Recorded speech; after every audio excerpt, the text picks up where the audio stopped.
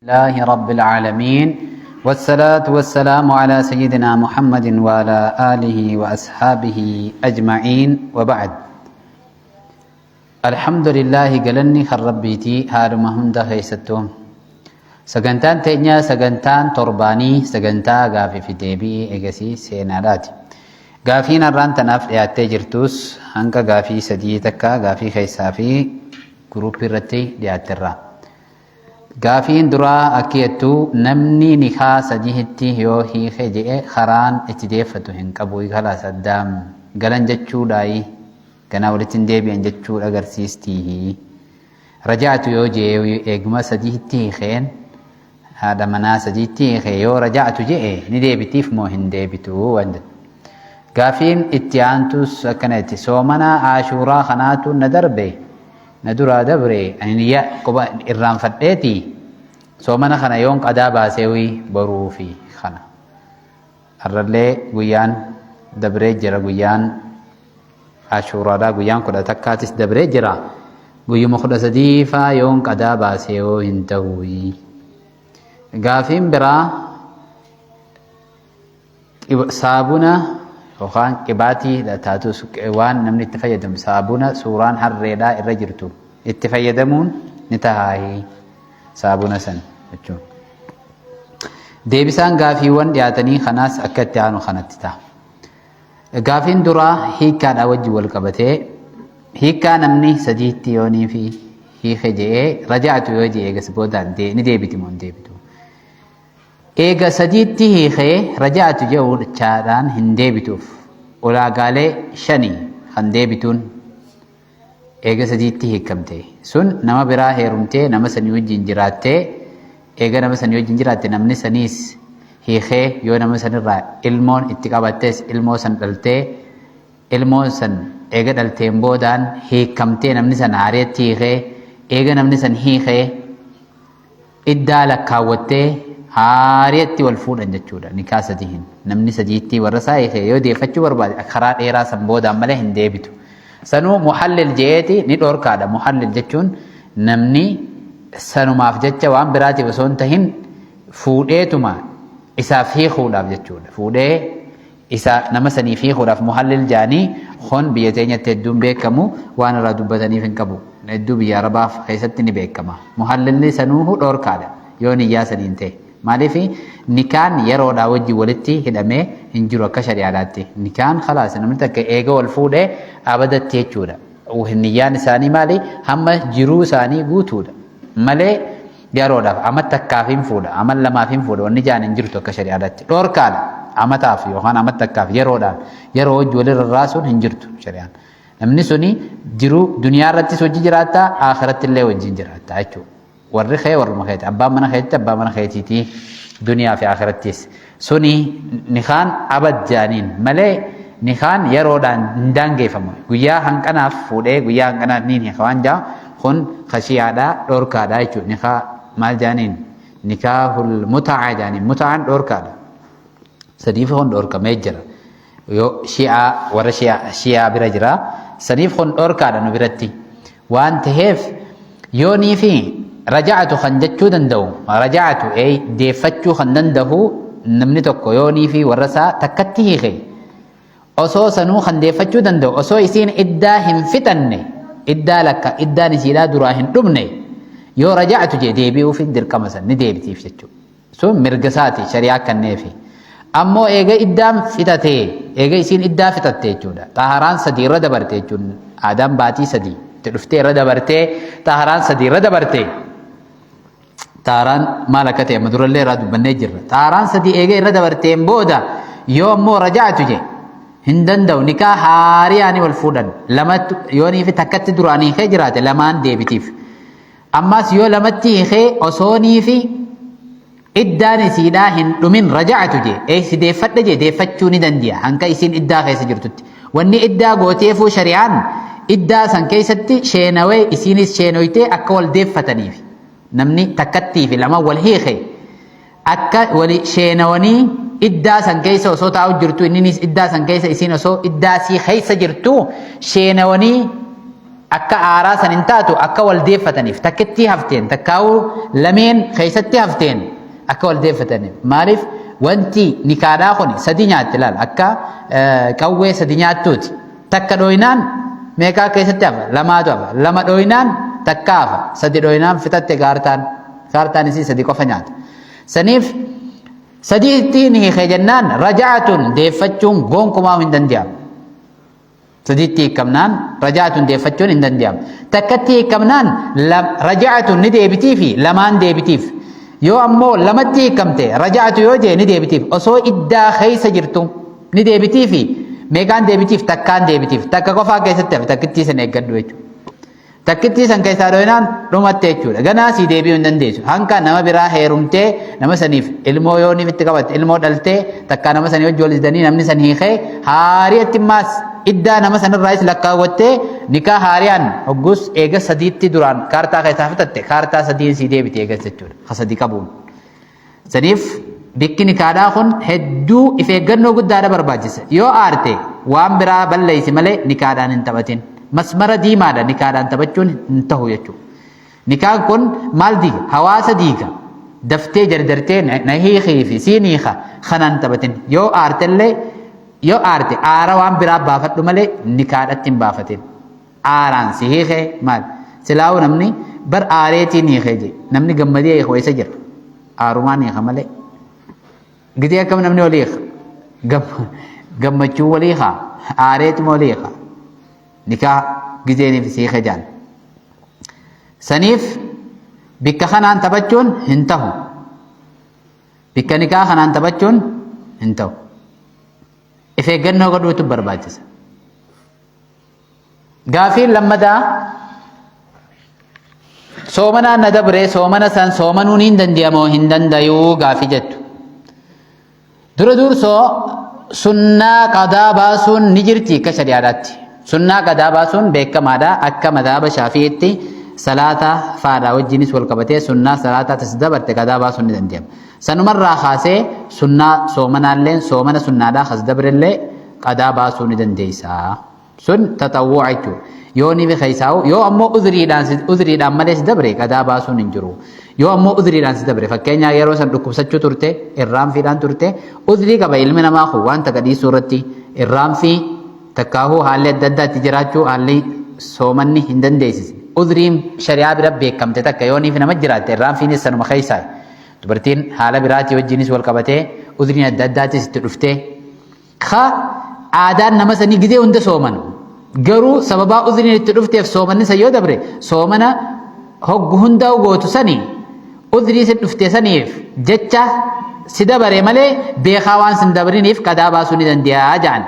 beekamaadha madhaba shaafiitii fi madhaba ahmad ibn hanbal biratti illee beekamaadha yoo warra hanafiidhaa taate malee warra abu haniifaa taate malee saniif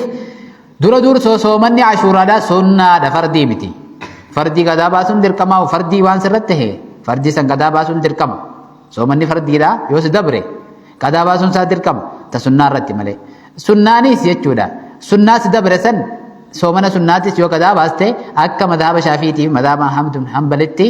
rakkoon qabu bareedaadha jaama ammoo madhaba hanafiidhaatti dhoorkaas ni jaama jechuudha khilaafallee qabdi jechuudha saniif إنما الأعمال بالنيات أتي أذري كبانان أذري راس دبرا سلا أذري سنكبات شباتة سومن سندبرو أما سعادات يترى دران مرتيستة جرت سومن ويا خنانين سومن يتة سومن سنة ونير رايتشود إيجا درانيس مرتي خيسا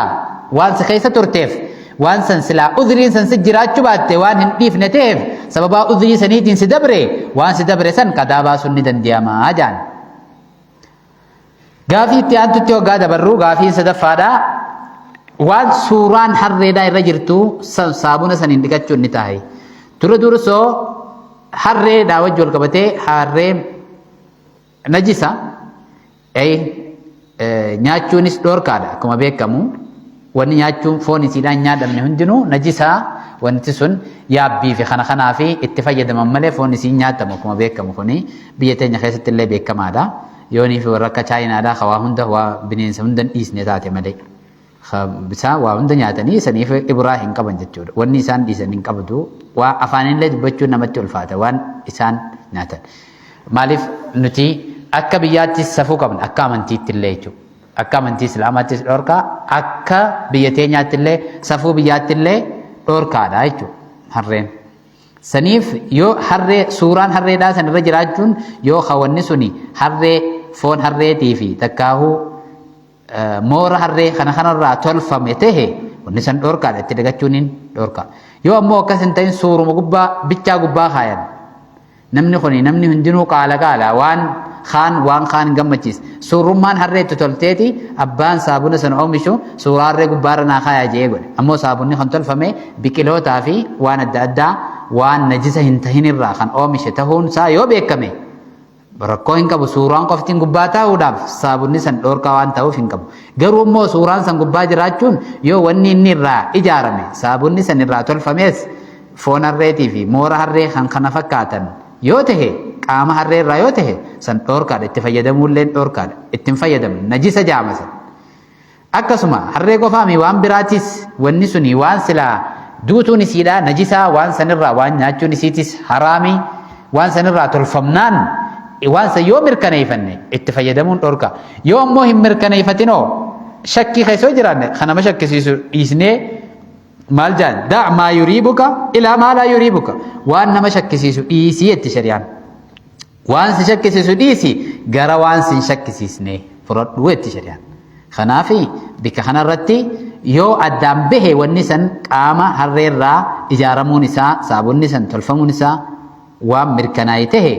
dhorkaadha taha. Yoo ammoo hin mirkanaa'in shubahaadha taha. Shubaa jechuun makruha yoo dhiiste irra bareedaadha. Waan mirkanii qabdu hin qabdu harreerraa foon harreetiif kanarraa tolfamee sanii wanni ati beeytu yoo hin jiraatin hoggaa kana maal taha makruha taha waan hin beeyneef jecha yoo numa dhiifte irra bareedaadha. Garuu godhuudhaaf haraam dalayde waan addaan hin bahini haraamii fi halaalis waan addaan bahe takka malee waan addaan hin bahin takka dalaguudhaan akkasi garuu dhiisuutu irra bareedaadha yoo addaan siif hin bahin. Yoo ammoo addaan bahe san beekame haraamii itti dabre. Yoo ammaas gamanatti yoo addaan bahes harreen qooda keessaan qabdu foon harreetii fi qaamni harreedhaa qooda keessaan qabu suuraa qofa ta'e yoo ta'e suuraan rakkoo hin qabdu sunis wanni dhorkaa godhu hin jirtu. Haala kanaanii addaan baafadhaadha. Wanni hundinuu shari'aan lafa keessa jirti waan nama dhibee hundaa'u furmaannis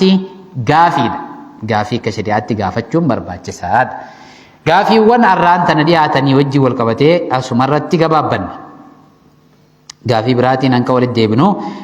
gara seenaa teenyaatti hoggaanii fi achi dabarruu seenaan teenyaas goota Sa'ad bin Abi Waqqaas kan haati isaa maal jetteen aduu keessaa isin galu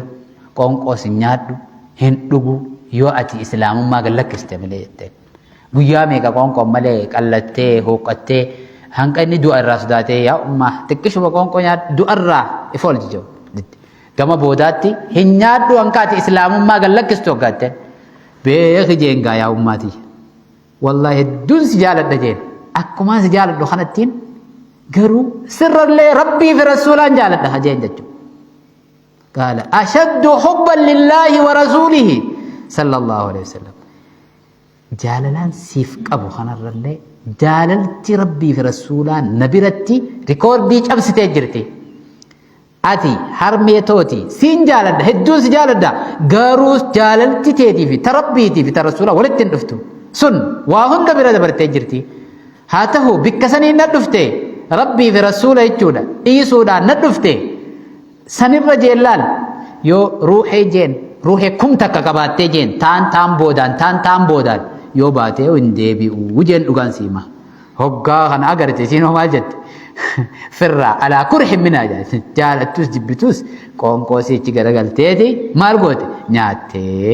lubbuu siillee baraarte hoggaa murannoo san agarte jechuudha. سنر ربنا آيات تربوسه وإن جاهداك على أن تشرك به ما ليس لك به علم فلا تطعهما وصاحبهما في الدنيا معروفا إسام بكخنا الأفنان لا طاعة لمخلوق في معصية الخالق مخلوق فتيه أب من فتيه يجو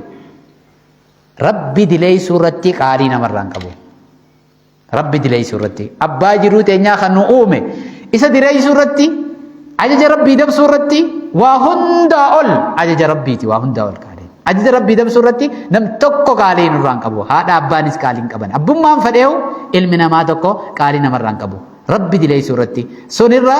maaltu dabra jechuudha lubbuma teetii dabra malee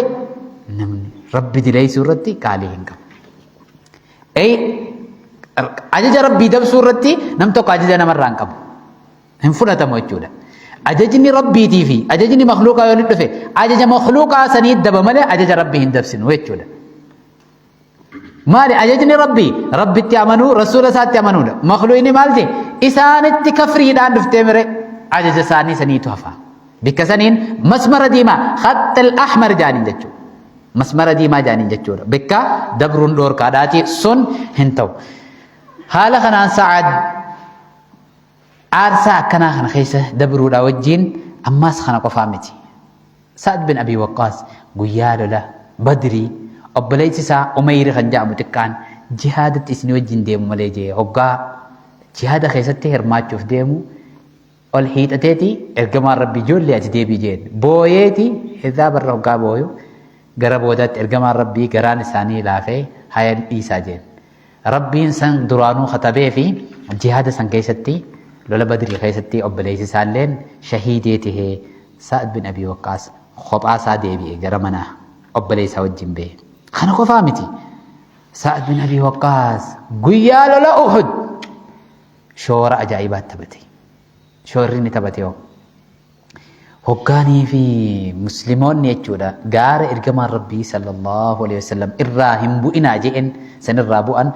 kaafirri itti marsee musliimarraa guyyaa san nama hedduutu dhume nama 70 oliitu namni islaamaa dhume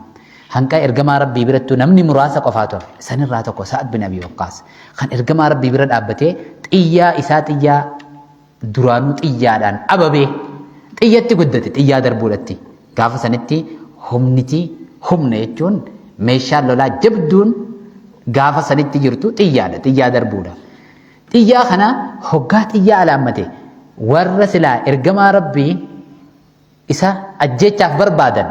kamee eessa jira ergamaa Muhammad eessa jira jaanii isatti as deeman kana tokkichaa itti alaammate itti laallate bikka ajjeestu malee hin dhahu. Yadrib maqtala jaa bikka ajjeestu malee hin dhahu. Hoggaa kana ergamaan rabbii gideenii fi arge hedduu irraa gammade ergamaan rabbii illee watafarraqal yeroo sani beeki namoonni muslimaa hundinuu burjaajni addaa keessa seeneeti warri akka Hamzaa kun hundinuu qaleen isaanii tiruu isaanii baafamtee namni hedduun dirree san irratti burjaajee addaan facee ammas kaafirri yeroo san keessatti Muhammad ajjeesni jaan Musaab bin Umayr gideeniif ajjeesan Muhammad ajjeesni jaan hedduu ergamaa rabbii fakkaachuu ture Musaab bin Umayr sallallahu alaihi wasallam kana wajjin islaamni jiru hundinuu burjaajee lola Uhud keessatti yeroo san warri ergamaa rabbiitiin marsee ergamaa rabbiirraa ittisa taanii ergamaa rabbiitiif wajjin duuluu turan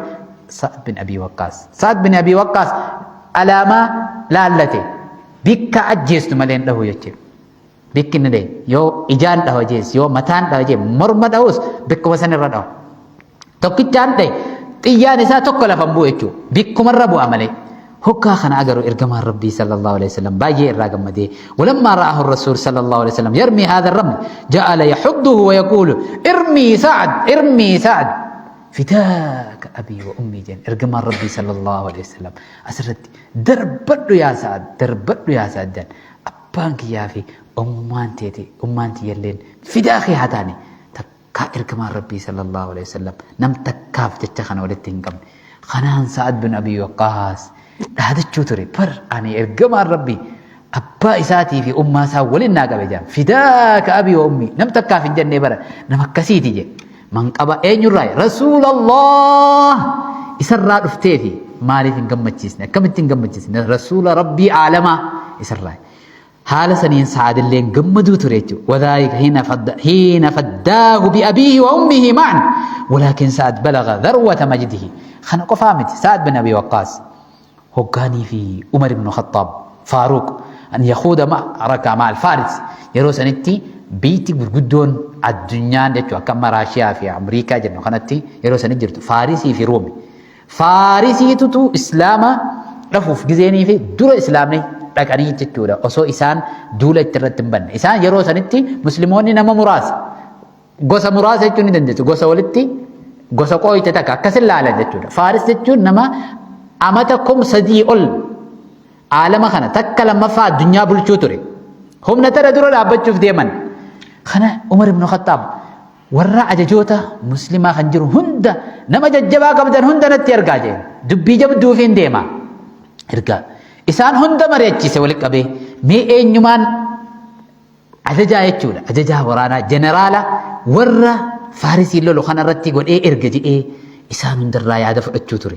Garuu isaan hundinuu bikka takkaa hoggaanii fi Umar ibn Khattaab kana dhagayaan maal jedhan takaamalat adal faaruq yastashiiru ashaabal hilli wal aqdi waman fi man yuwaalihim في من يولي جيش الكبير ويسلم إليه قيادة فقالوا بلسان ورد فسان هندنو نموني أي موت أنه خبرة ورانا أبو أي لولا أبو جبان هندنو قديني ولك أبي مريتشيسي سقليتك كانسان هندنو قوتني لينجاتي وان كان خيستي شورسا بهودندو قوني أينو جانين سعد بن أبي وقاص سجلت كان الرجل كبمان هكا كان أمريز هكا إسان هندينو سجلت كان سعد فلان ورانا خنا عججا كتهوف عمر بن الخطاب يامي وعقد لواءه للجيش أترتي عججا جنرال قل إيه ورانا فارس يلو ديم فارس تجوم بيا أما تكم سدي أول الدنيا تنتكلم فابل تشوتر تجارو سندورا دابت شوف ديمن إسلام ما خيستي هدومنا في ماليني مخلولا ليس بالعدد والعدة قبي دافي مشاد جبدو كباتشو دافي نما هدو كباتشو عدد والعدة جانين باينا في مشاد جبدو كباتشو داريمتي وني لولانين قالوا مالي بالله وتقوى الله صدى ربي دي في ربي لولا